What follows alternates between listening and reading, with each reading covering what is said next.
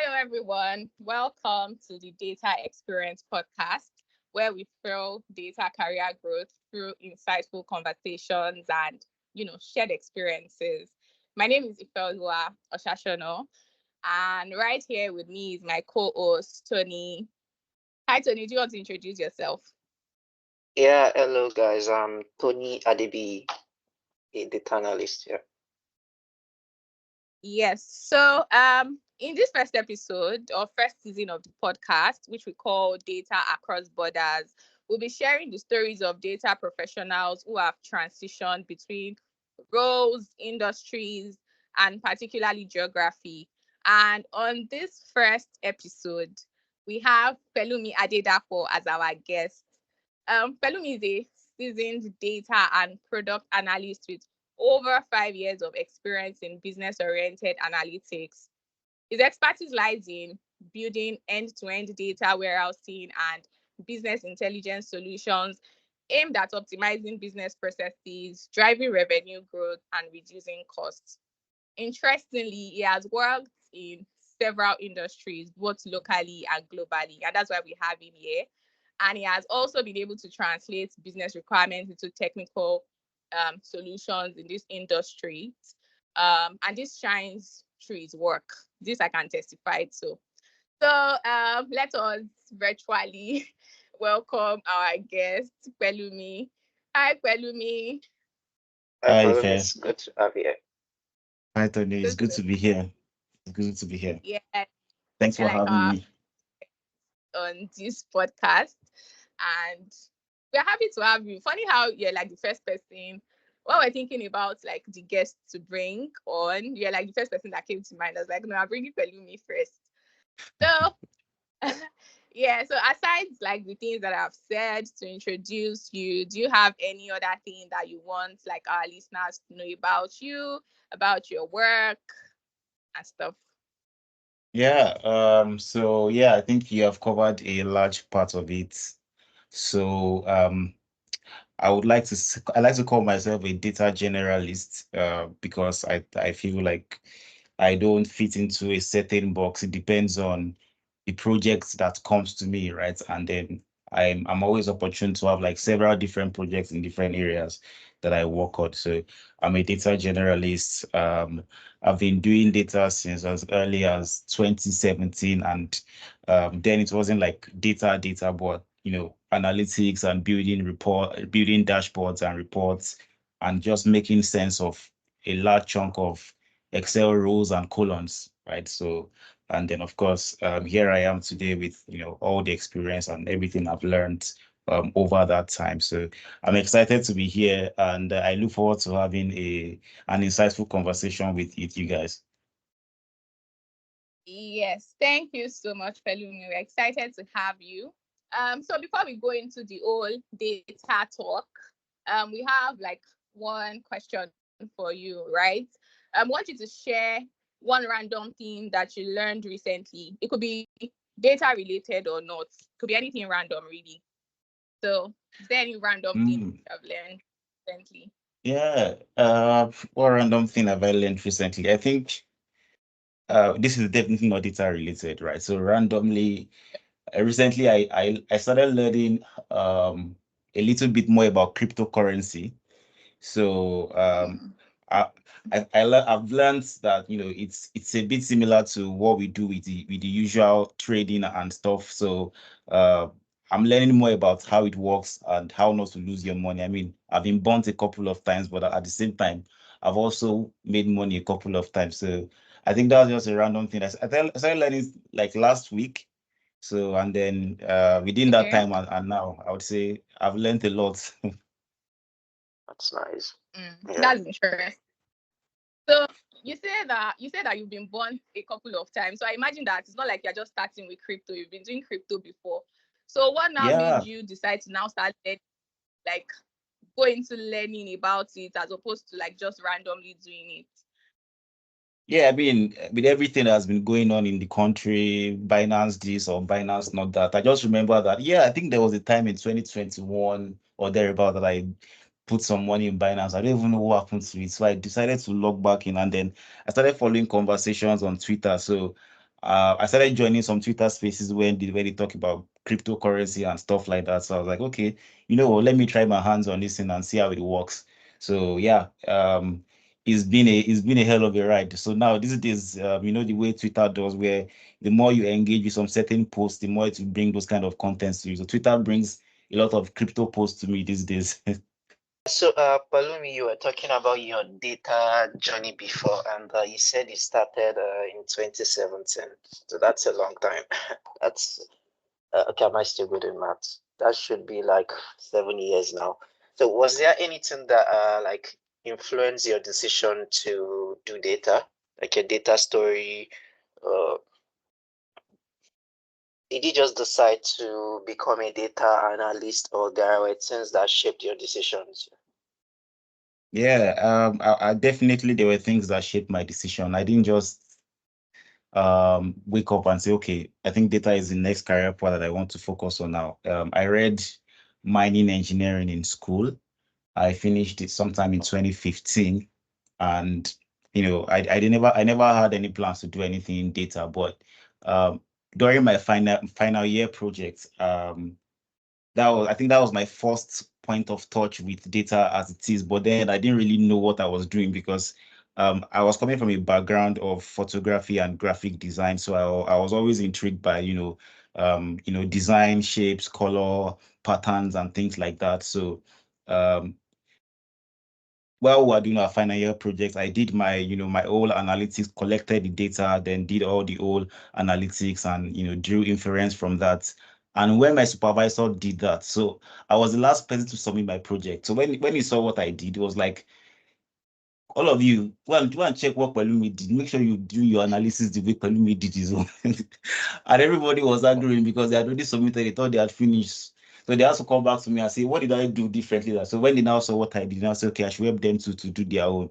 So I would say that was like my first interaction with data and doing the whole analysis and showing trying to draw inference from data. And of course, subsequently I started working somewhere, and I was working like as managing a certain project. And so at the end of every week, I was supposed to send a report to my line manager to let them know what the business had done within that week. And of course, during each of our daily activities, we generate hundreds of thousands of rows of data, and we store all of that within an Excel sheet. So initially, I used to send the entire Excel sheet to them. So at some point they complained and they were like, can I not summarize this in a way that they can just, glance through it and understand what is happening in the data? So I was like, okay, you know what? Let me work on something. So I wasn't very familiar with Excel. I had not done any data training prior to that. So I was just more or less doing trial and error. But because I had some experience with Photoshop and CorelDRAW, I was able to do a little bit more than tables. I was able to do some nice, pie chart and column chart and things like that. Sort of did like a small dashboard, and they really liked it. So when I saw the kind of reaction they got, I did that subsequently for like about a year. So I did that report every week for like a year. And of course, I started getting better and getting better at it. So when I did that for about a year plus, I started to research a bit further that this thing I'm doing, what exactly is it called? I didn't know that there was anything like data or data analytics. So I was just, trying to find my way around it.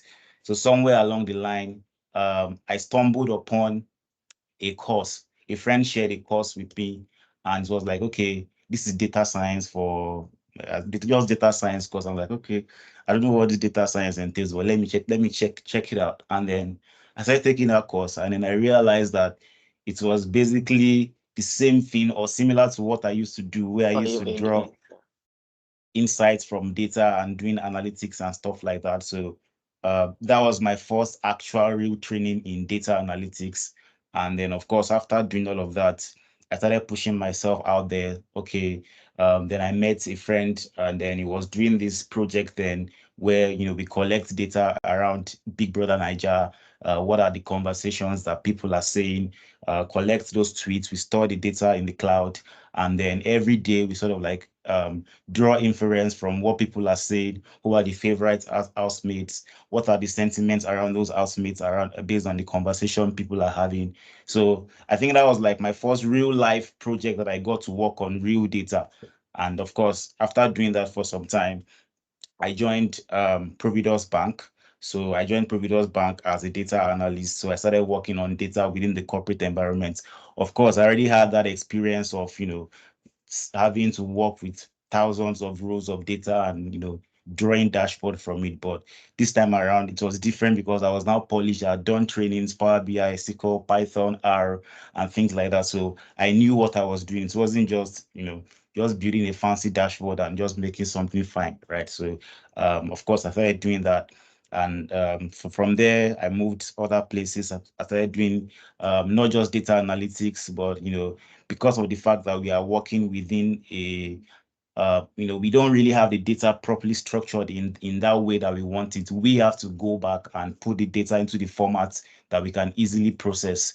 So that got me into a little bit of data engineering, cleaning the data at the point of collection or after collection before we put it in a database where we do all the old normalization and all the old, the database design and everything before the results, before the data is then used to develop reports. So I got into data engineering that way, just started doing all of that. And then from there, started building pipelines.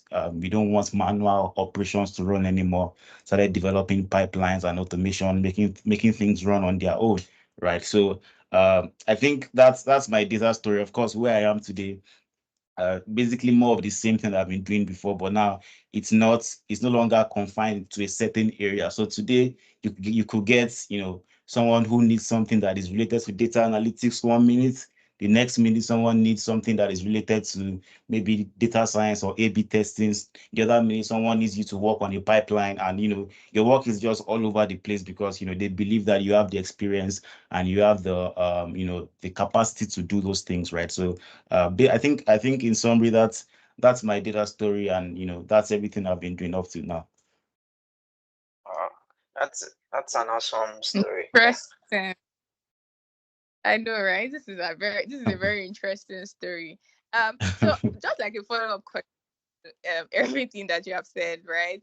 Was there any point? So you pretty much started as a data analyst, right? And then at some point you took a data science course. Um, was there any pivotal moment that you decided that, okay, I just want to stick with data analytics? Was data science, after taking the data science course, did you think, oh, maybe I should switch to data science and become a data scientist instead? Or was there any moment that just made you, okay, it's data analytics I want to do? Something interesting that I did not mention. So when I was taking that course, and maybe I was just living in my own bubble, I thought that I was the only person in Nigeria that was doing data. Like I've never seen, because everything I've been exposed to, either you are a banker, you are an engineer, you are a lawyer, maybe you are doing some kind of maybe you are doing some kind of creative work, maybe you are a fashion designer, you are a model, you are a photographer. I've never come across someone who was in data prior to when I took that, and even after I took that course. So for me, there was never really an option of, oh, okay, I want to go into data, because I was like, okay, I've learned this thing, nice, I have this skill. So if anybody needs something, or maybe this will just be something additional that I can add to my job, as then I was working as a project manager, because then I just done one PMP course. I was like, okay, this is going to be an additional skill I can bring into my project management work. So I wasn't really thinking about a career in data or data analytics, or just skill that I wanted. I just wanted to know it and have that skill so that I could be able to because I felt it will help me to do my job better. So I think the pivotal point where I decided that, okay, I want to make a career out of this thing was when I started working at Providus Bank. But when I got to Providus Bank, my job wasn't clearly defined as data analyst. I used to work in the e-business section of Providus Bank. So I used to work on the mobile and corporate internet banking app. So, but then a lot of the manual processes that we used to do then, especially around reporting, I automated a lot of them. So I started building reports and some of those Excel VLOOKUP and stuff that we used to do. I put all those things into reports and dashboards. So nobody needed to do VLOOKUPs, at least to a large percentage. And I did that for the entire team in e-business solutions. So when I did that, I realized that, okay, and then I was working with someone on the team as well. And then he saw that and was like, okay, I think we can actually create a team out of this thing, right? We can actually create a department out of it, right? So what we have done in e-business, we can replicate it for the other teams within the organization.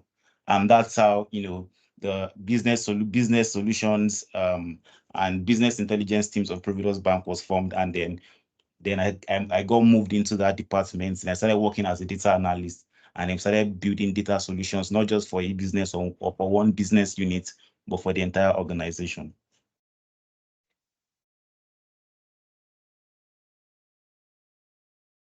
Wow, that's nice. So I know you've worked apart from Providus. I know you've also worked with fintech, and you've also worked with an energy company. So I want to know if the switch was a conscious one, or just wanted to try out different organizations, different sectors. Uh, so I think that the switch between industry was one. I'm one that I always like to take risks. I don't know whether I should use calculated risk or not, but I always like to take risks. And I also believe that the fastest way for me to grow in my career was to, have a lot of experience under my belt. So my approach towards wherever I was working was, let me make as much impact in the shortest possible time, right? Start work, okay, let's hit the ground running. Let's push things, let's make things work, let's move things. Let's make sure that within the first 6 months of working in this place, you have built something that the company can use for the next 5 years or for the next 3 years, as the case may be, right? So, and then when I feel like I've gotten to that point where, okay, a lot of the things that I would usually be doing, I've been able to build a system that those things can automatically build themselves, or they can automatically do themselves, then of course I want to look out for other opportunities. I want to challenge myself a little bit more.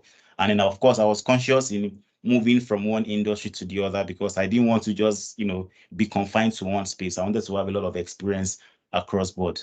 So for me, it was always a decision that I took consciously, that I want to have experience across different industries, right? So if there's an opportunity in another industry, like for instance, the current place where I work now, it's in the recruiting or human resource industry.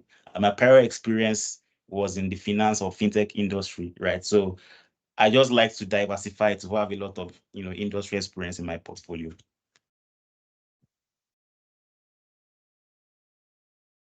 That's interesting. Speaking about taking risk, I think a lot of people that I know that have done like really great things in their career, that's like something that they would always talk about. Oh, I just took this risk, even though I was not sure. I just took this step, right? Yeah, so that's like really interesting to know. In your current organization, you mentioned that you do stuff around recruitment and human resources. So I would want to know like how um how you use data. There are a bunch of things or a bunch of ways that I imagine that you use data to drive insights in this industry, right? But since you are Mhm. here, I think it would be best to hear his mouth. So how do you use data to drive insights in the industry that you are currently? Yeah, I think that's the first question. Okay. So like I said before, I currently work within the recruiting or job industry, but I work within a product team, or I work with a product team.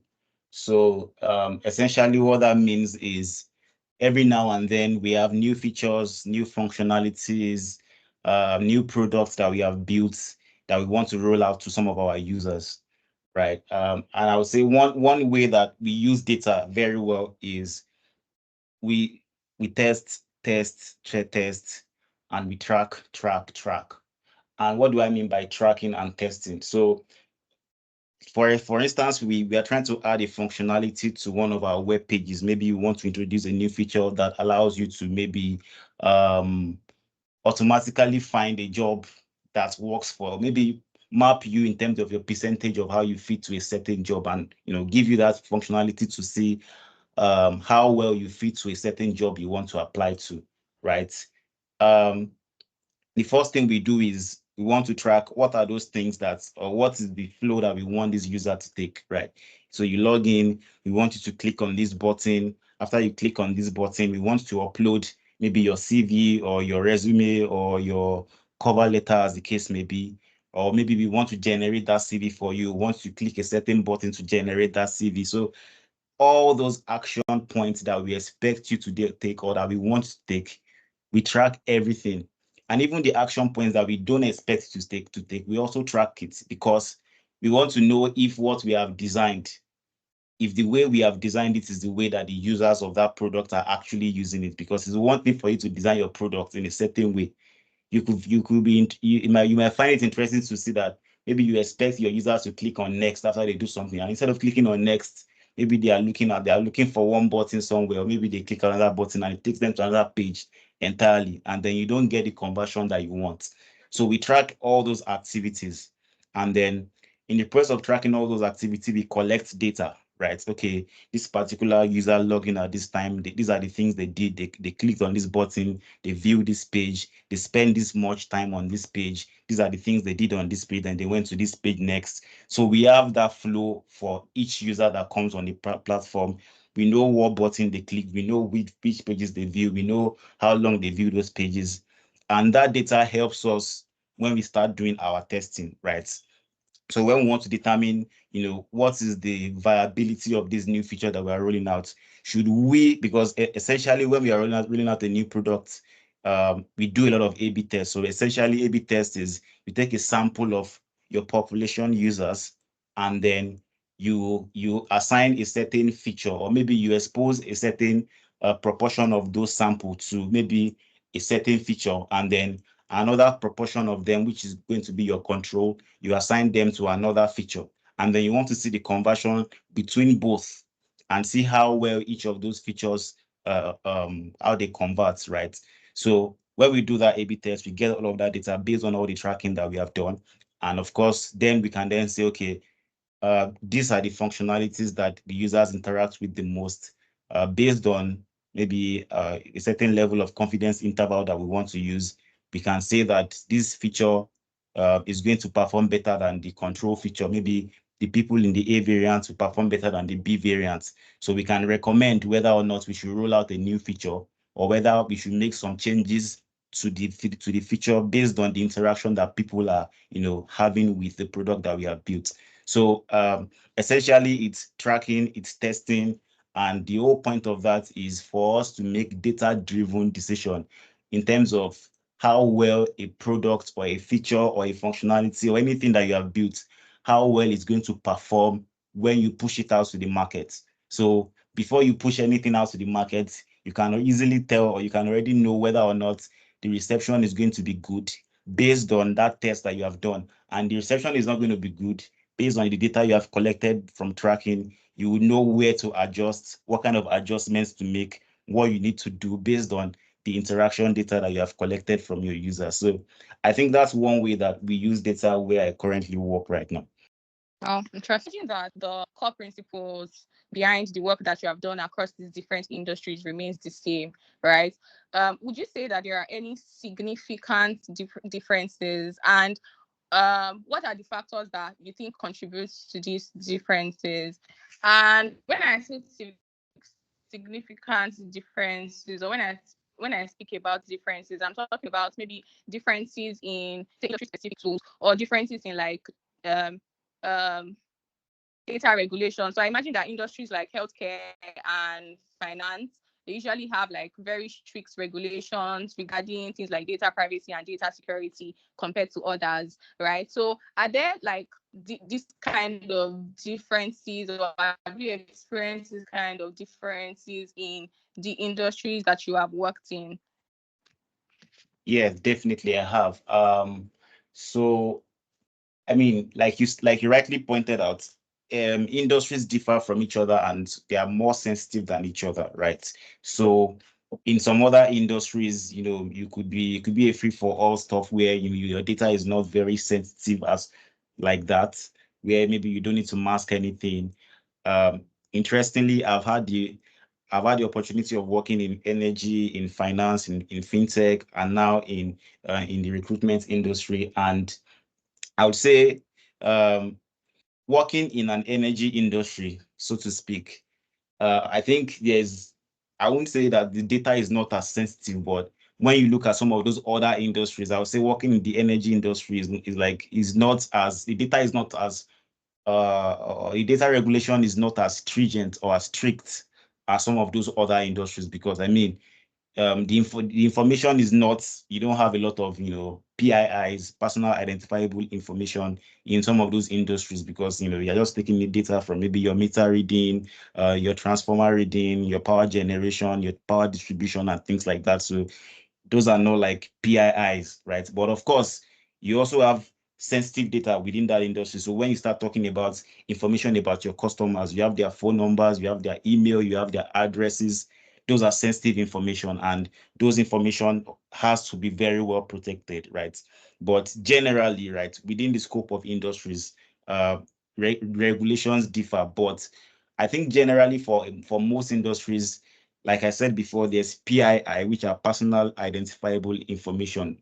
Those are things that, if you get that data, you can use that piece of data to get a lot more information about who a person is. So if you know someone's phone number, for instance, from someone's phone number, you can get a lot of information about them. You can know their name. From their name, you can know, I don't know, whatever information you can get, but there are some pieces of information that if you have, you can identify who a person is, right? So those are the kind of information that are usually like the top of the list, which in terms of data privacy.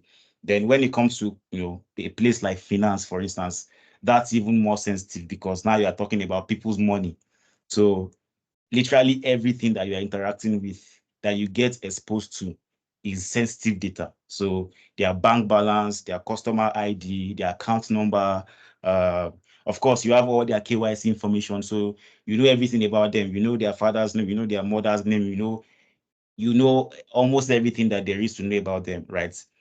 And that's why it's very, very, very important that you work with a lot of discretion, and those industries go the extra mile to protect the data of their customers. So for instance, if you are doing data in finance or within a bank, for instance, you will not have the ease or the leeway that you have if you are doing data in energy, right? Because there are some certain kind of data that if you want to get, you have to go through series and series of approval and business justifications and things like that, because this data is very, very sensitive. So before you can even get that data, you will have gone very far. You will have understood the significance of this data that you're about to be exposed to. And of course, maybe you are working in healthcare, you are talking about people's health information, so their allergies and things like that. Those are also personal identifiable information.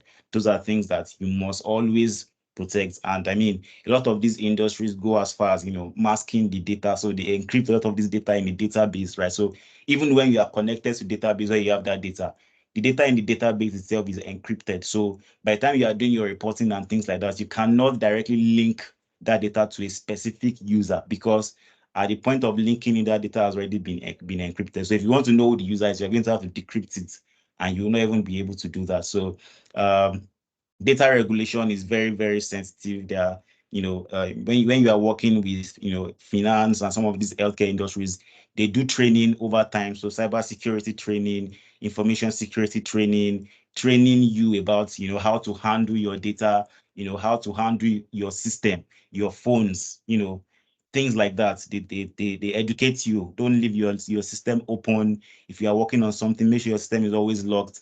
Some banks even go as far as saying, if you leave your system on your locker and you go away, and someone sees that you don't lock it, they can report it to HR, and that could be a big issue for you, right? So they don't joke. So you have to understand that, and you who is now working in data, you have to really, really, really understand the importance of data. So when someone requests access to some reports, to some database, you have to really ask questions. You have to probe. It has to go through approvals and things like that to make sure that your data does not get into the wrong hands, and the person that gets your data only gets that data for as long as they need it. So if someone needs to view something and it's supposed to be a one-time view. You don't give them more than one-time view. So if they view it for one day, after that one day, revoke the access.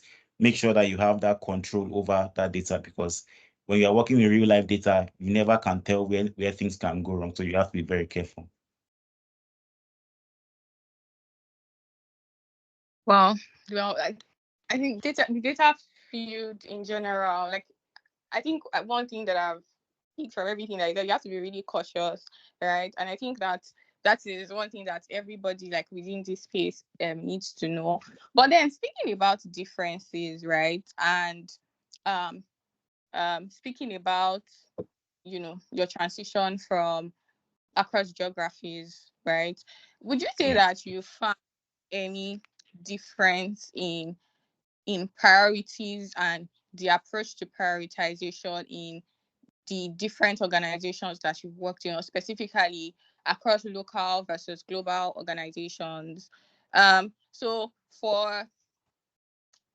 I know that a lot of businesses, as it should be, they're always optimizing for, profitability, but their approach to optimizing for profitability might just vary, right? So from my own experience, I know that so my approach might vary to optimizing for profitability. I think that some organizations' approach might be, ensuring that our employees are satisfied, and this will just lead to, them building great solutions or lead to operational efficiency, which would then in turn lead to, say, customer satisfaction, which would then in turn lead to, profitability in that sense. But comparing your local and global experience, will you say that you have experienced or identified any difference in priorities across, organizations in these geographies? Well, I think that I think the first thing I'll say is that working with local firms, I think the first thing one of the first thing I've learned working with local firms is, especially working in fast-paced environment like financial industry, is things move very, very, very fast, and you have to be on your toes, literally, because everyone is trying to, to put their best foot forward and show that this is what I'm doing, just make themselves visible, right? So you have to understand that. You have to understand the politics that comes into it. You have to understand the motives behind the things that people would ask you to do and things like that. So that would help you to manage how you relate and how you work with people, right? So, but then I think the first thing is that, a lot of local firms, right?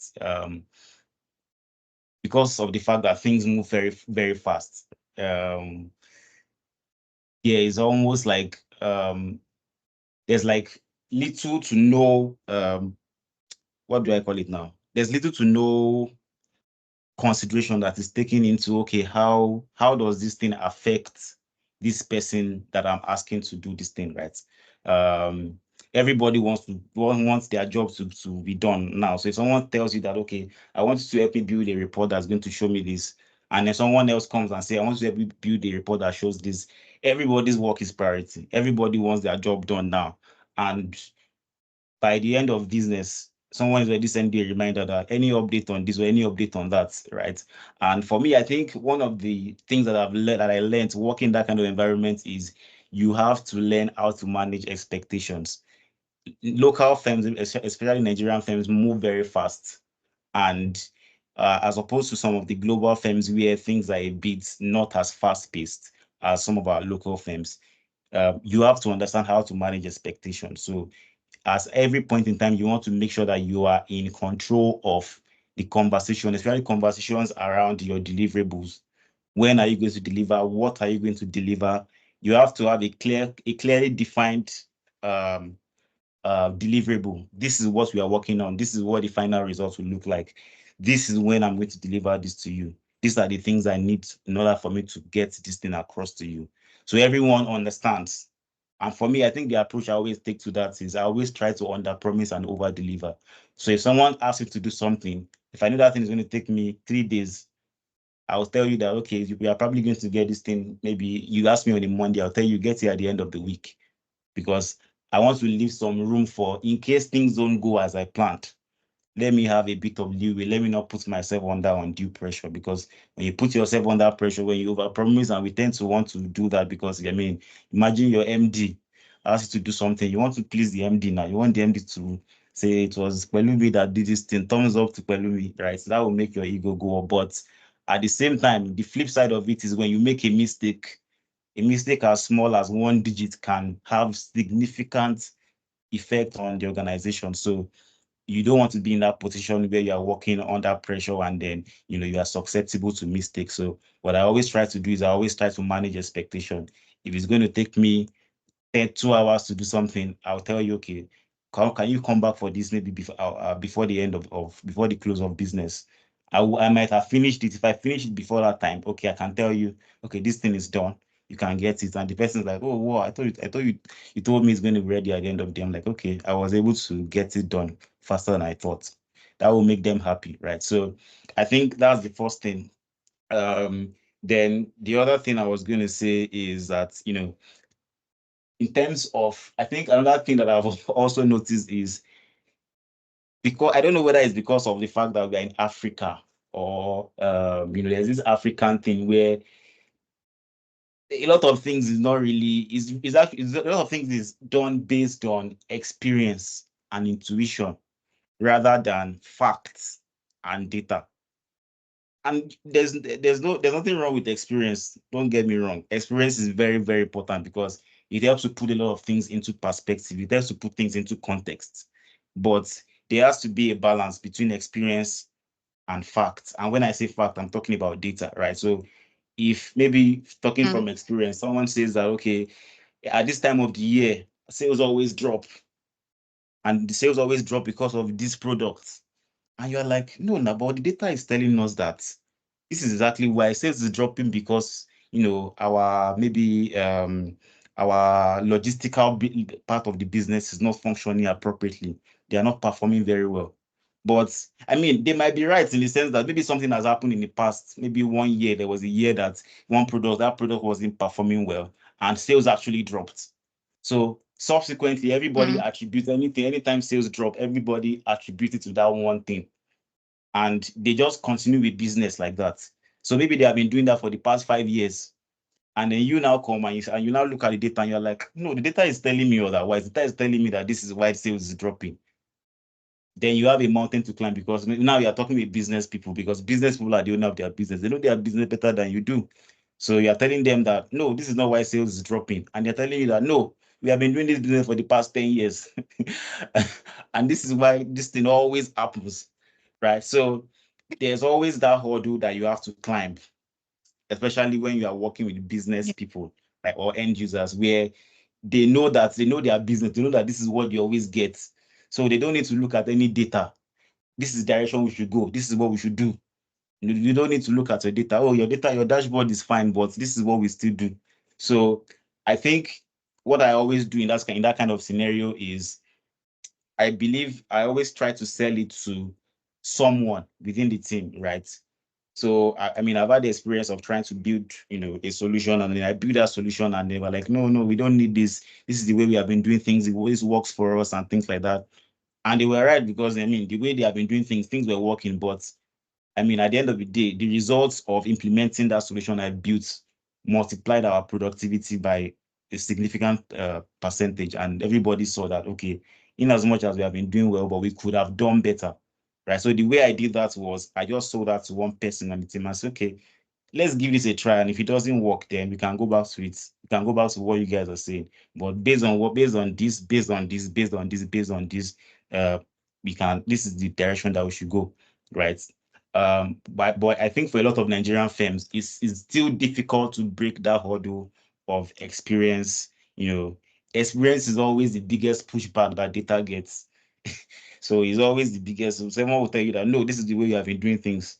Your data is not correct. Your data is wrong. Your data is this. Your data is that. So long as you are confident in your data, but I mean, for global firms, at least in my own experience, is not like that. So they always want to listen to the data, right? So any decision they want to take, okay, what can you pull this data for me? I want to see this. I want to see. By the time you ask questions, you understand why they're asking you to pull that data, and you can help them to make the best possible decision based on the data that we have. So I think those are some of the two key differences that I've seen in terms of working with local and working with global firms.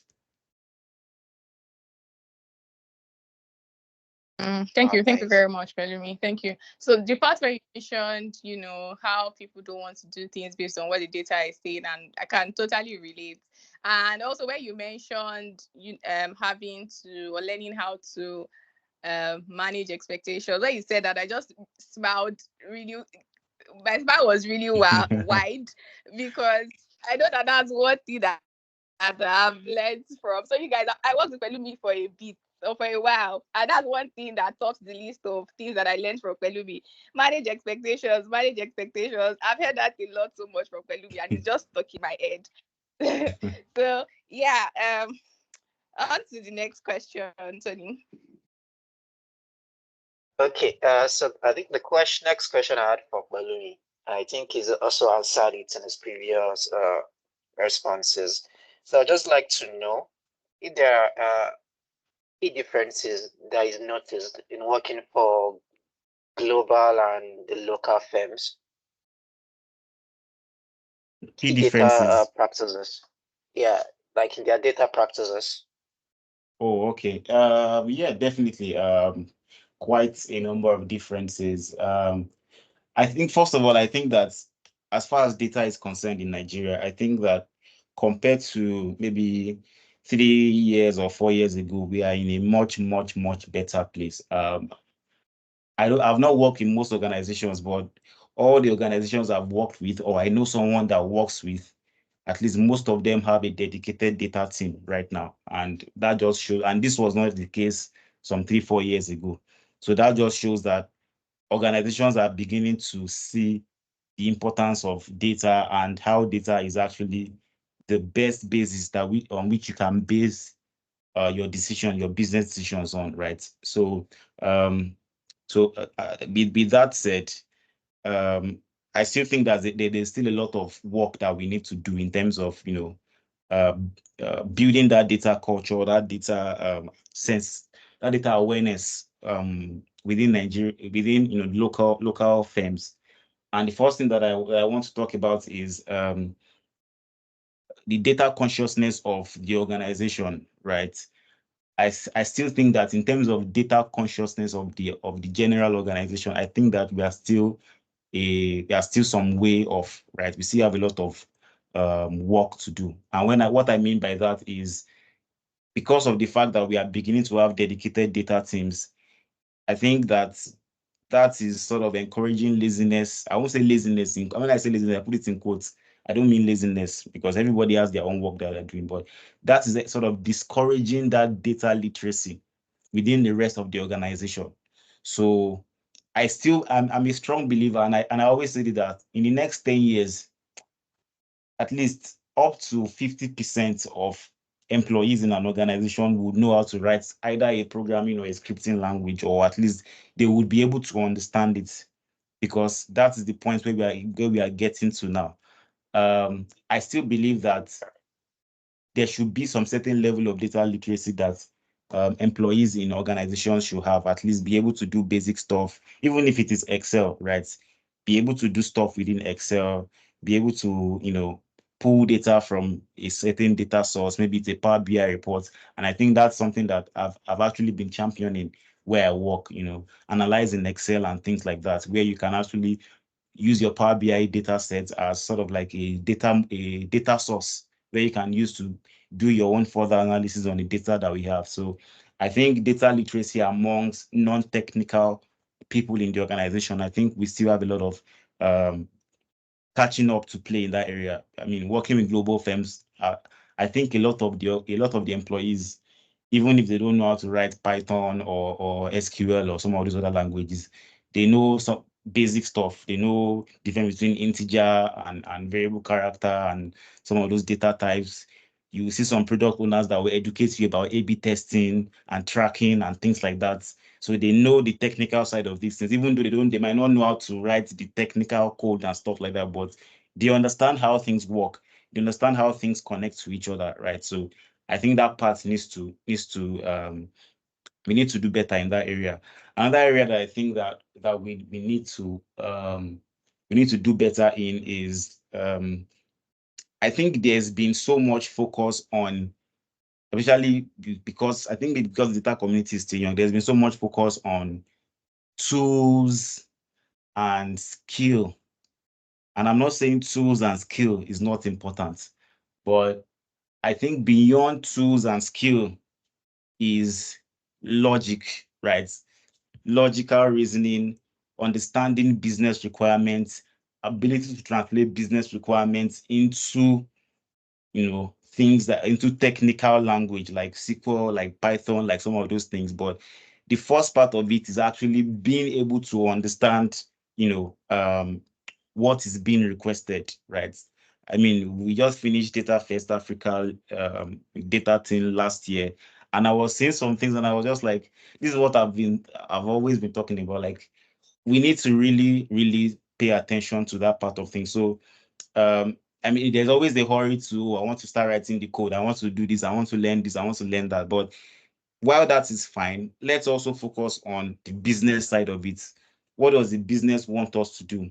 How do we translate what the business wants us to do to technical stuff, right? But first of all, we need to have a full grasp of it. If we need to use a board to sketch what we want to do, by all means, let's do that. But beyond the technical stuff, beyond the scripting and the codes and everything, we should also be able to translate, business logic. We should be able to understand business logic and business requirements beyond just, writing code and all of that. So I think in my experience working with Nigerian firms, I think that's or local firms rather. I keep saying Nigerian firms, local firms. I think in my experience working with local firms, that's an area that I feel like, okay, we still have some, especially we data people, we still have some work to do, right? We need to don't be so engrossed in your technical stuff. So when they now say, okay, this product is doing this, or this product is not doing well in this area, the tracking for this place is not working, or we want to optimize user experience in this area, you are completely lost in that conversation because you don't know what is happening in the business. You are only focused on SQL and Python. So when we are talking about the actual business, you don't know what is going on. So we need to be more invested in the business. So whether it is a product, whether it's your customers, you need to actually understand the business as well, right? So not to just keep it short, I think those are some key areas I think that improvements can actually be made in terms of our local firms and some global practices that I've experienced. Thank you. And I think also in addition to what you said, I believe that domain knowledge is one thing that all data analysts should have. So apart from the technical skills, domain knowledge is Yes, important. absolutely. You're very right. So once there's domain knowledge, I think like and when there's domain knowledge, like really, really real understanding of the business area that you are in, like real understanding of your product or your customers or your service, then you can actually add more value to your organization. Yeah, you're right. Thank you. So the follow-up question I just had was to know, like, when you made the switch from a local to a global firm, I wanted to know what was your biggest culture shock working with the global firm? My biggest culture shock.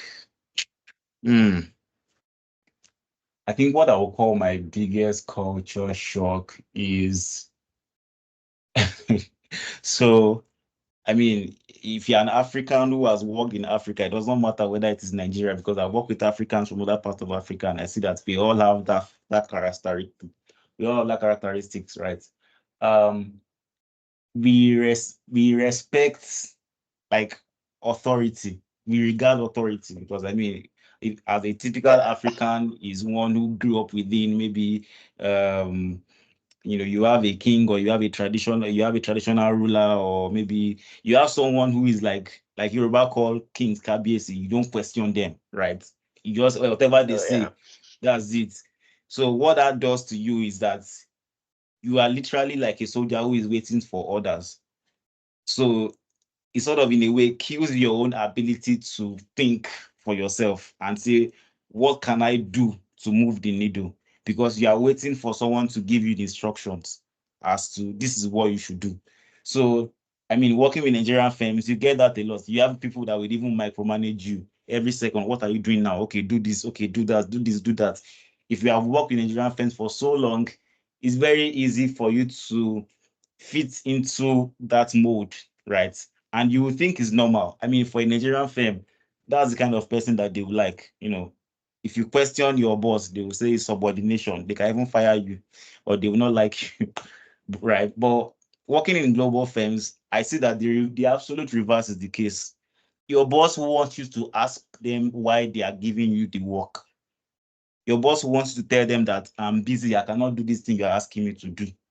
Your boss wants to tell them that this work that your boss gave you, oh, I'm actually working on something, on my own personal project, but if I have time, I can take a look at your own.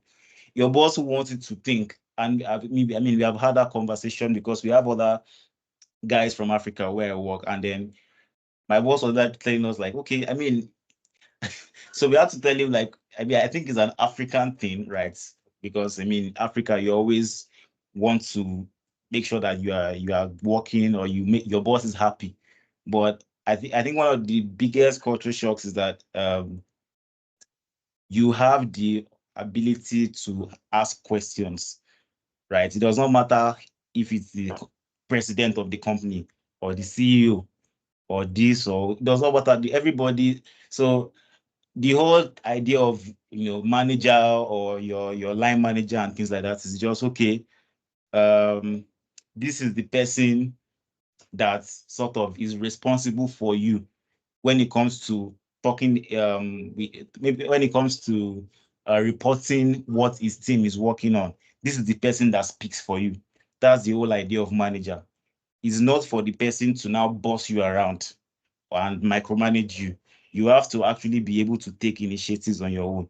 So I think that was like one of the first culture shocks for me, that okay, it's not an environment where I should be waiting for instructions and waiting for someone to tell me what to do. I have to wake up on a Monday morning and think, how can I help the business today?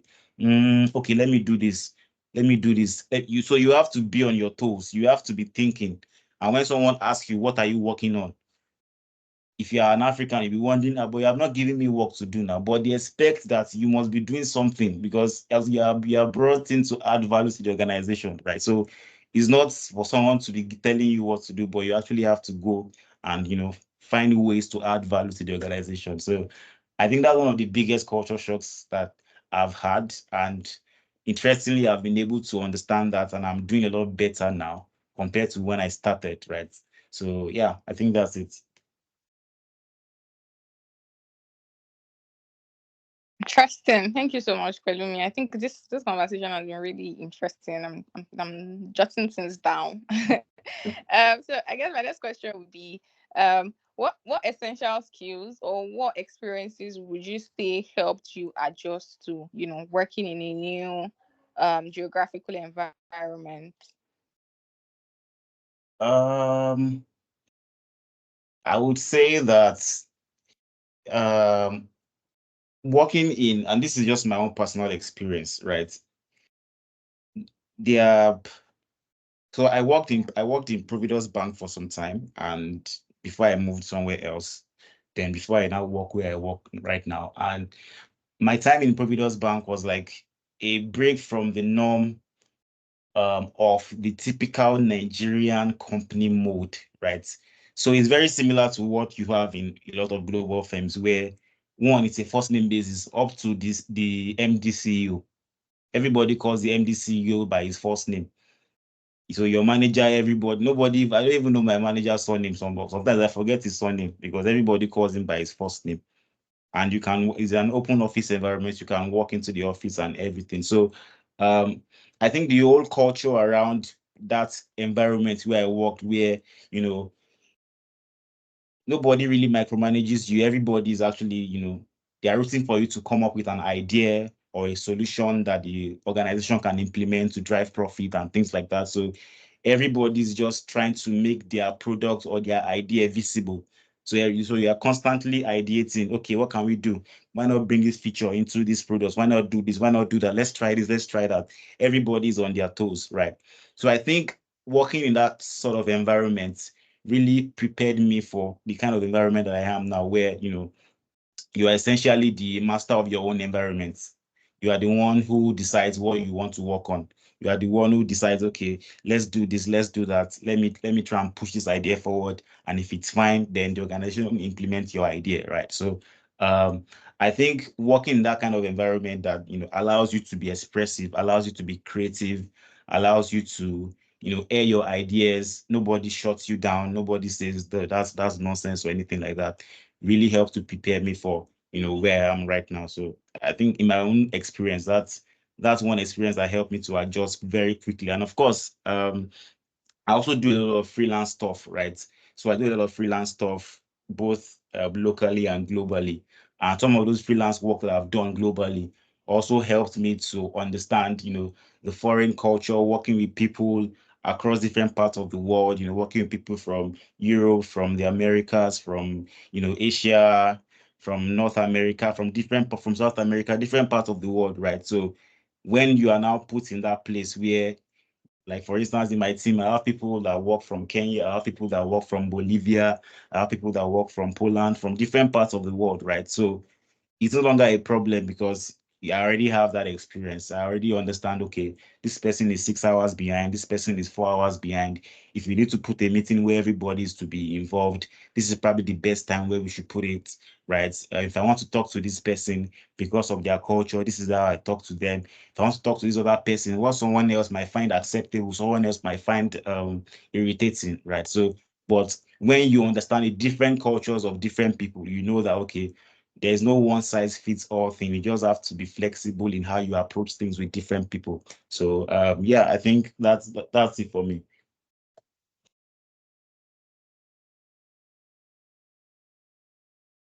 Right. Thanks for that. So the next question I'll just ask is about the data field. So I know the data field to be one that is dynamic. So I know probably 5 years ago or 10 years ago, the technologies that we add now were not the ones we had then. I know 5 years ago when I started, so for me also, my data journey probably started like 6 years ago. And I know that time, most of the technologies that were around was Excel and Excel and SQL. Yeah, but now there are lots of technologies coming up. So I just wanted to know, like, in your own opinion, what resources would you say you found helpful for continuous learning and professional development? Because it's looking like the tools data analysts are using is changing every day. Yeah, definitely. And I think that it will keep changing, especially if you are someone like me that journeys through different industries. I remember when I first started where I currently work, that was my first introduction to things like Adobe Analytics, things like Grafana, things like Amplitude, things like Tilium. I had not worked any of those things before. I mean, those are not like the data stuff that I was familiar with. So it's always going to be like that. There's always going to be change. And of course, with the advent, with the new technology solutions that are being built on a daily basis, there's always going to be something new. And I think something I always do is, in as much as I want to be up to date with what is happening, um, I don't want to jump on everything, because I realize that the data field is so wide that I cannot learn everything. I cannot know everything. I cannot be a master of everything. So one thing I always tell myself is, let me be a master of something. Let me know something about everything and everything about something, right? So if you ask me, for instance, if you ask me about data science, I'm probably not an expert in data science, but can I talk about data science for 2 hours straight? Of course I can. but I'm no expert. If you ask me about machine learning, I can talk about machine learning, but I'm no expert in machine learning. But if you ask me about some other areas that I've worked, that is my own core area, fine, I'm an expert in that area, right? So my approach towards it is, oh, this new data science solution got released by this company. What's it about? Maybe I go online, I watch like a 5-minute video about it. Okay, this is how it works. This is a demo. I don't need to practice it. I've seen the way it works. If I require it for my day-to-day work, I can say, okay, I've come across this thing before. I know how it works. All I just need to do is maybe just do a little bit of research and I'll be able to build whatever I need to build with that solution. But if it's my own core area, then I know that, okay, this is my own core area. If I'm going to dedicate maybe 5 hours of my week or 8 hours of my week to this thing, I dedicate it to it because this is my own area of expertise. So every new thing that is happening in my own core area, I have to be following it back to back, right? So for instance, I have my learning roadmap for this year. There are things I've said that I want to learn. So anytime there's anything new, there's a new course, because I mean, where I work, we do training sessions every week. So there's a new recording from one training session. I jump on it because I know that this is something that I want to learn because I'm currently using it where I am right now, right? But then some other areas that is not something I'm using right now, but I just want to be up to speed with what is happening there. Okay, so maybe when I have some free time during the weekend, I can read a couple of articles, watch a couple of videos. Oh, okay, this is what is happening here. This is what is happening here. Nice, nice. Okay, you guys are doing good. Then if something happens, maybe 6 months down the line that requires that thing, I can always go back to it and say, okay, now let me spend a bit more time with this thing and understand how it works, right? So for me, that's my approach towards continuous learning and continuous development is um, if it's something I need right now or that I need for the future, then I know that I'm going to dedicate time to it. And that's only a small percentage of the things I learn. But if it's something that I know that, okay, I probably might not need this thing, except something comes up. It's a nice to have, right? Let me save it somewhere. Let me save it in my backlog. When I have time, I can go back to it and say, okay, let me even look at this thing. Let me even look at this thing. And I'm not doing it like in depth or taking like a 5-hour course for it. No, maybe I'll just watch maybe a 10-minute video or a 7-minute video, summarize everything for me. Okay, nice. Or I'll just read an article or a couple of articles and then I'm good to go. So at the end of the day, the work that what you are currently doing plays a vital role in what you are going to be learning and also where you want to go or the things that you want to do in the foreseeable future plays a vital role in the things that you learn. So I think that's my own approach towards learning. But do you think there are essential ones that everyone should learn about? Maybe every data analyst that is just starting up or even mid-levels. So there are essential skills that they should know. Uh, I don't want to be the bearer of bad news, but yeah, definitely they're essential. I think at the core of everything we do in data, at the very, very core of it is SQL. At the very, very, very core. I mean, I tell all the people that I train and that I work with that if you learn SQL, I think that you have learned enough for you to take a data job, like SQL, and you have not interacted with data before. If you learn SQL, because in the process of learning SQL, you are going to learn about data types, you're going to learn about syntax, you're going to learn about database normalization, data modeling, primary key, secondary key, unique keys, and things like that. You're going to learn so many aspects of data that you are going to come across in maybe a Power BI or maybe a Python or maybe an R or any of those tools, right? And when I say SQL, maybe, yeah, it depends on the level also matters, right? But I think that SQL is at the very, very core of it. And I don't mean just scripting, I mean actually understanding the database. So it's not just select stuff from or select this one from, if you're talking DDLs, DMLs, TCLs, all those things, creating functions, creating triggers, creating stored procedures, executing them. Those things, when you understand, how all those things work, how they play with each other, I think that it's a very, very essential skill because any environment you find yourself, you're either using Snowflake or Management Studio or Redshift or Postgres or any kind of Oracle, any kind of database they are using, it's still a structured query language that you use to get your data, right? So I think that's a fundamental part of it. And it cuts across all data fields. So whether it's data analytics you are interested in, or data science, or machine learning, or data, any area, data engineering, you are going to use SQL at one point or the other, right? Because you are going to pull data from a database.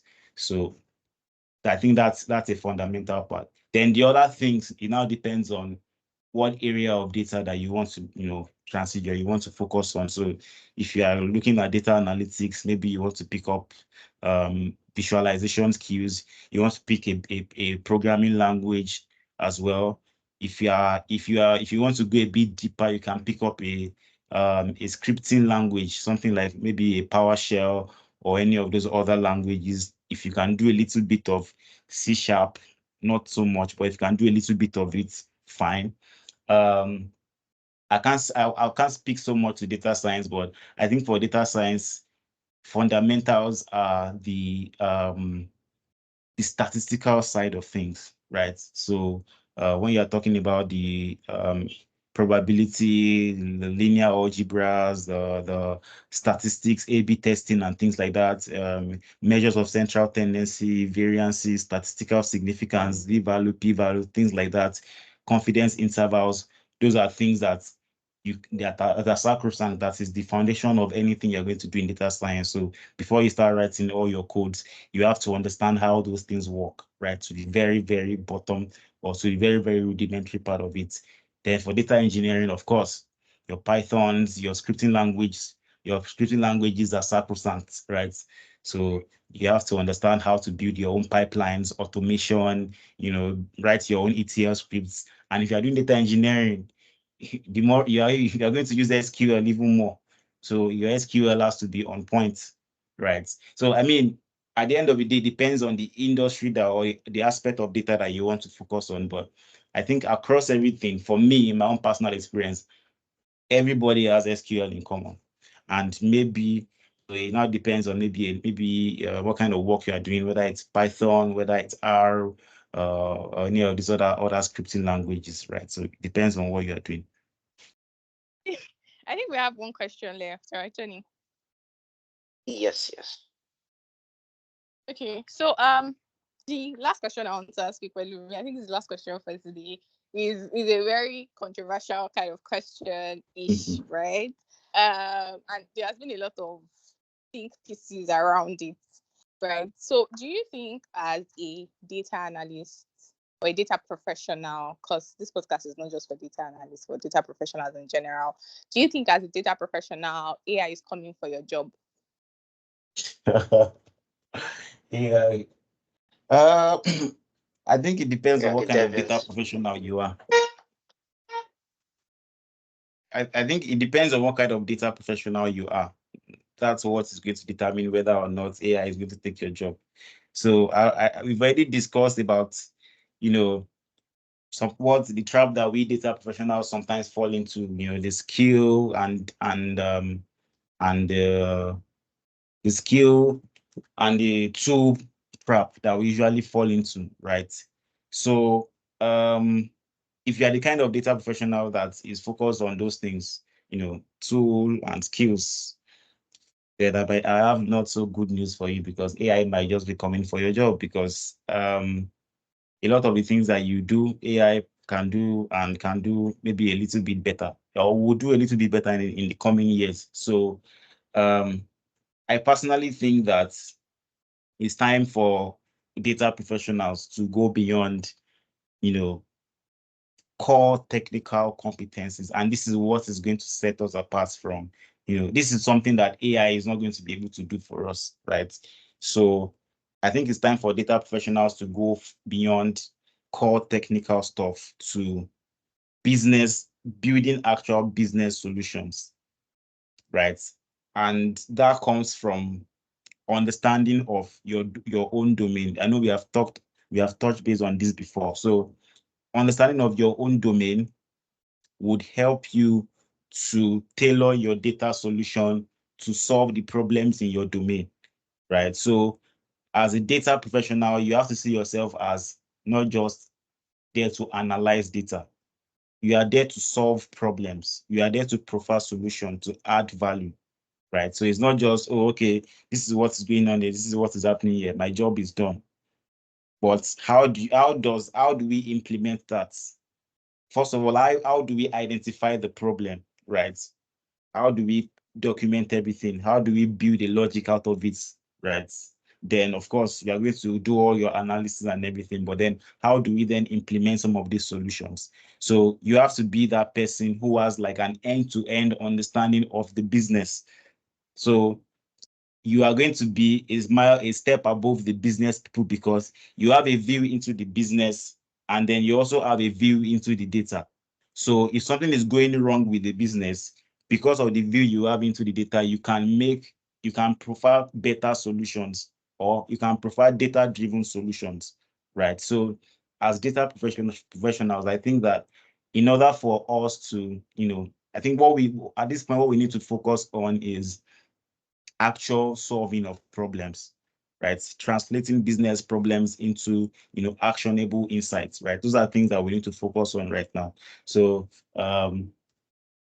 like to answer the question, I think that if you are the kind of data professional who, is focused on the tools and the skills, and you are just interested in all that stuff alone, then it might not be so good because I think Microsoft recently released a solution that allows you to build your own dashboard even without by just typing, I want to show me our sales numbers over the past 6 months for this particular, and put a filter that I can use to select which sales location. And then Copilot does that for you, right? So, and then of course there's ChatGPT that can write your code for you.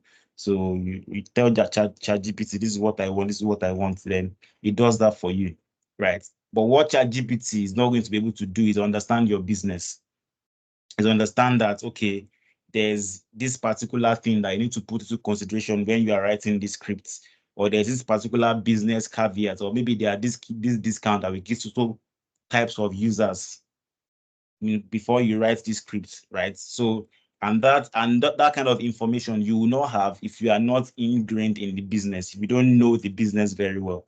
So while you can go to ChatGPT and ask it to write a code for you, right?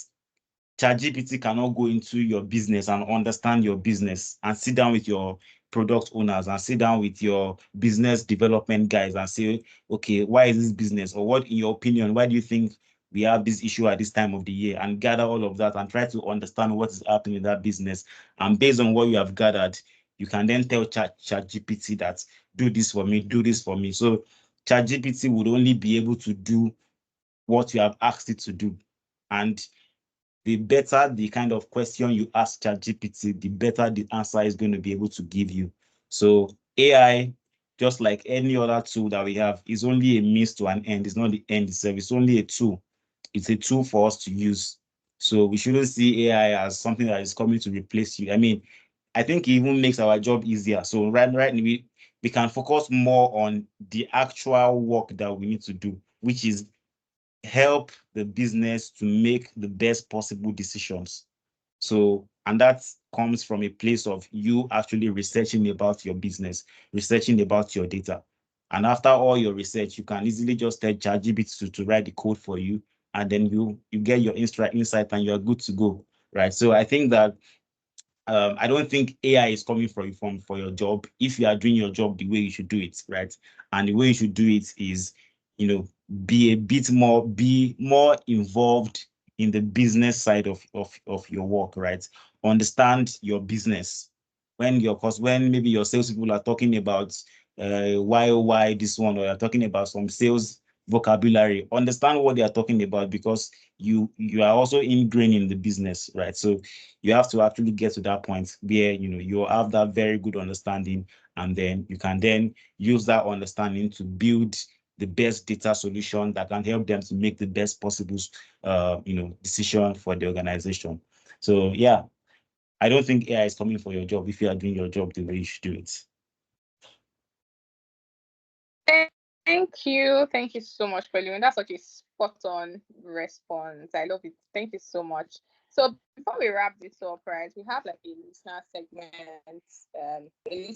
segment to this podcast where we just get questions from people, questions that we would like to ask our guests, and we have like a couple questions. Because of our time, we'll not be able to. So the first question, this person says, what steps did you take in getting a foreign role? How did you put yourself out there to be recognized by international companies? Also, what were the you had and tools you used that made you irresistible? I like the fact that the person added irresistible at the end. But yeah, Pelumi, take it from there. I didn't get the last part of the second question. Okay, so the second question, how did you put yourself out there to be recognized by international companies? Okay. So the other part of it that says about, I was talking about irresistible. So this says, what were the skills that you had and tools that you used that made you irresistible? So what were the cues that I had? Yes, the I, skills and I, the tools. okay, skills. Oh, okay, Yeah. skills. Oh, okay. So I think me getting a global role, I think I got a global role when I wasn't looking for it. It wasn't a conscious, um, it wasn't a conscious action I took. So I didn't decide that, oh, okay, now I want to get a global role. And I think it has been like that for most of the places that I've worked. I don't think that there was a time where I said, okay, now I want to work here, I want to work here. It's usually a result of someone seeing my work and someone just reaches out to me. And I think that's where consistency and just putting yourself out there comes to play. I started doing data in I started doing data in 2017, but I started pushing out my work from 2020. And then from pushing out my work, I got my first opportunity in data. Then I got a full-time job. Then I got another full-time job based on the referral from the first one. Then I got another one based on someone who had seen my work somewhere. And I think my learning from all of that is that even when it appears like nobody is seeing what you are doing, when it appears like, you are just doing it for the sake of doing it, you only have one like, and that like is by you or maybe your brother or your sister, still continue to put your stuff out there. And consistency is also very, very important, right? Consistency. So as you are building solutions, as you are creating stuff, don't continue, don't share stuff today and then before another 3 months before you share another thing. Continue to just put it out there, let people see what you are doing. You never can tell who is going to take interest in you, right? So another thing I always do is I have this personal belief, or I have this thing I call some of my own personal values, which is I always want to give my best in everything that I do. So anytime I do something, I always ask myself, is this the best that I can do? Is there anything that I can add to this thing? So anything that you have seen me do, just know that there's nothing else there's no other idea that came to my head. And that's why I submitted that stuff like that. So if you see any of my work anywhere, you just know that as at the time that I did that thing, no other idea was coming to me. But so long as there's still one more idea, or there's still something I feel I can add, I will add that thing. So I always want to give my best in everything that I do, and I think that was what opened one of my opportunities to me, where someone saw that, okay, for you to actually be able to put in this kind of work, this is the kind of personality that we need, right? And then I got that. So then me getting the global opportunity as well, I think it was a combination of putting my work out there, and then the fact that my reputation had grown a little bit. So someone reached out to me, on LinkedIn. One of the recruiters for the company reached out to me on LinkedIn and said, okay, they have this opportunity and they have seen my stuff and they have also heard about me from so person. I was like, oh, okay, that's nice. I wasn't even expecting anything from that place, right? So, but then it just shows that even when it appeared, and the person they told me about, maybe the person has seen my work just once or twice, and I didn't even feel like the person was impressed by what they saw. But it just shows that even when it seems as if people don't see what you are doing, people are actually taking notes. And when you do something that hits home, even if they don't do something about it immediately, when something happens and then they require someone with your kind of skill set, your name will automatically come to the front of the mind, right? So I think that was what got me started. And of course, I already had done a lot of gigs with foreign firms, right, at that time. So it was a completely familiar terrain for me. And of course, all these gigs also comes from the fact that I put myself out. Someone saw me and then they took interest in my work and then we started working together. And then from there, I got other referrals to other people. And then, of course, from there, other opportunities started opening up. So all through the entire process, the whole screening and everything, I was already familiar with what they wanted to do because I've worked with some of these foreign firms in the past, right? So when they were asking me questions, I knew what to answer them, right? I knew what to tell them. I knew what they wanted to hear, and that was it. It was a very smooth process. So in terms of the skills, I don't think I don't think there's any special skill that I had, honestly. I don't think there was anything special that I had. I think it was more about the quality of my work, right? Because I mean, then okay, I think when I started, I'd done stuff with extensively with Power BI. I'd done stuff a lot with SQL. I'd built I'd built a solution also with Python, like a couple of solutions also with Python. So I had a couple of all those things as well. But then I mean, I still believe that those are things that a lot of people have, right? Those are skills that a lot of people have. But what sets some people apart from the others is that extra commitment, that extra that they put into their work, that attention that they pay to some things that other people will say it's not very important. It's that this is just a small thing, it doesn't matter. But just that little bit extra that you put in, I think that's what sets you apart from the rest of everybody. So if you're asking me, what you can do to set yourself apart, I would say just give it that a little bit extra. So when you feel like you are done and okay, I'm done with this stuff, ask yourself again, like, is there any other thing I can add to this thing? Is there anything I can do better? Is there any improvement I can make to this thing? That little extra sometimes is what takes you way higher, is what takes you to your very, very next level. So in my own personal experience, I think that's what worked for me.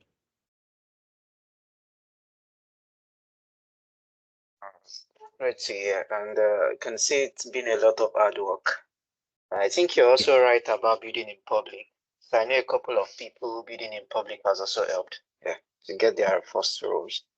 So the other question, I think the last question we just had from our listener section. So this person wants to know, how do I manage my time and career well and still build a social life for myself? And how do I navigate and negotiate my skills worth? And finally, how do I become the best I can while nurturing the next generation too? So I think it's 3 questions in one. Wow, that's a lot of questions.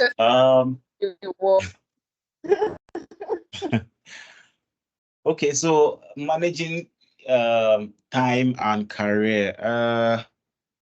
So I mean, I don't want to use my own experience because my experience has been, anyone who knows me knows that I always have, my experience is just crazy. So I don't want to use my own experience. But what I would say is that when it comes to managing time, I think the first thing that you have to understand is, or that you have to know is, when do you do your best work? When do you do your best work? And when I say when do you do your best work, I don't think that there is a fixed time to that. I think you can actually develop when you do your best work. And I can say that I've done. So before, I used to be the kind of person that works best at night. And then at some point in my life, I have to change that to working best very early in the morning because of some situation that I found myself. But when I say when do you do your best work, I mean with context to where you are right now in your career, with where you are in your life, right? When do you think that you have the most opportunity? So when I say opportunity, for instance, we live in Nigeria. Maybe you don't always have light in your house. When do you have light to work or to study or to learn? When do you think that the environment is conducive for you to develop yourself? That's the time that you should optimize for. That's the time that you should protect.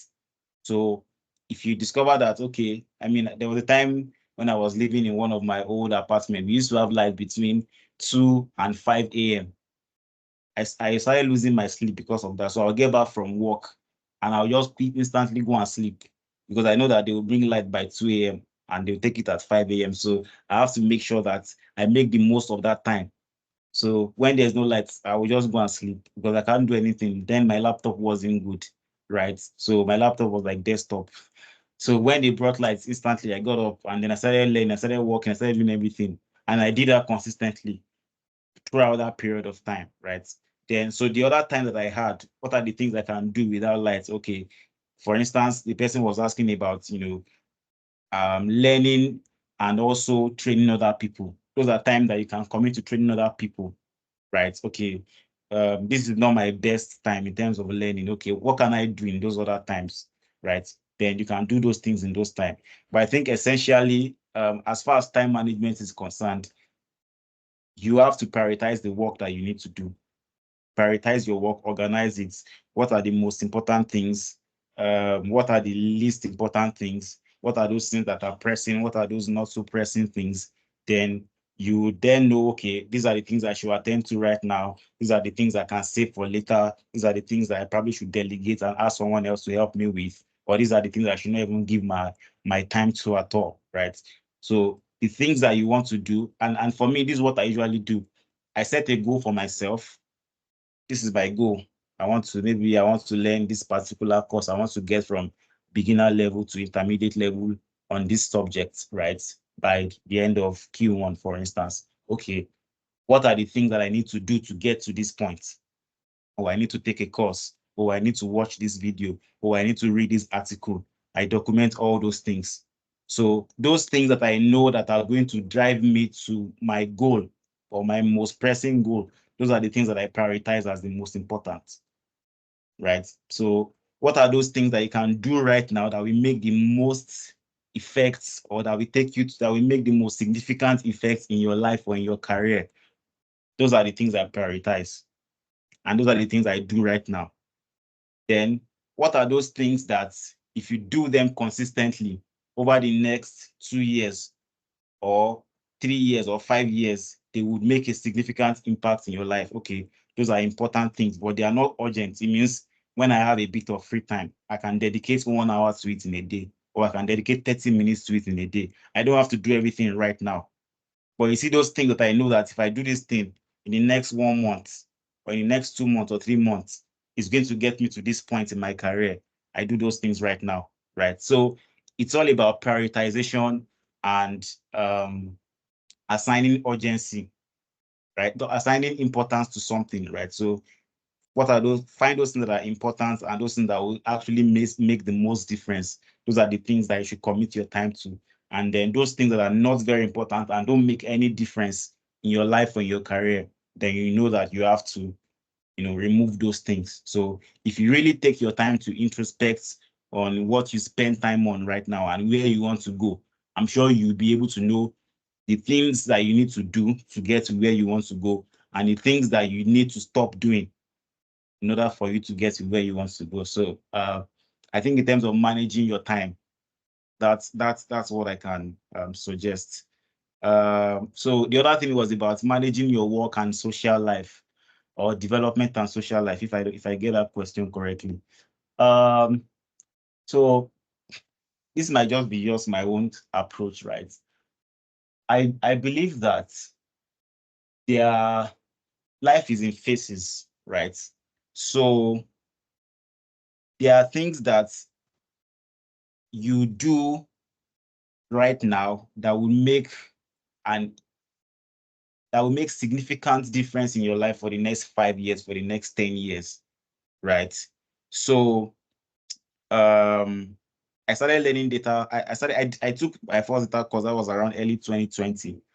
And I think I learned it within 3 months. And in that 3 month period, I was learning round the clock. I think I resigned from my previous role because I stopped working. I just told myself, I want to learn.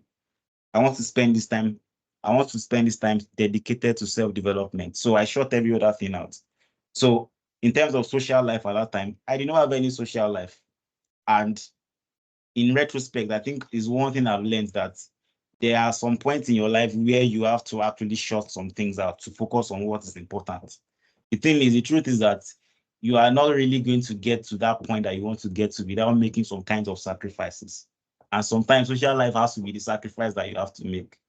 So there's going to be a point in your life where you will not have social life. You can ask people that are doing masters abroad whether they have social life, because they know that they have to focus on this thing and then shut everything out. And where the result comes out, you can have all the social life you want because the result will propel you to where you want to get to.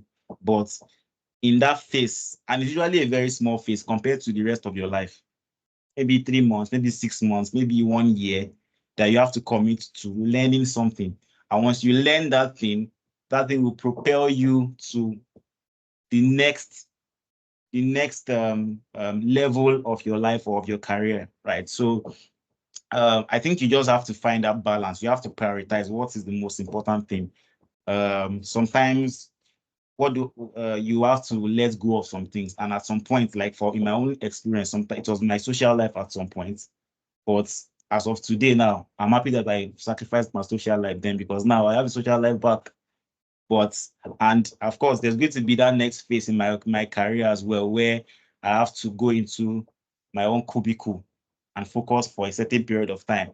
So there's always that phase, right, in life where you get to one point, you have to go and hide yourself somewhere, learn something, develop something, sort of incubate yourself in a certain area, and then you can then launch out.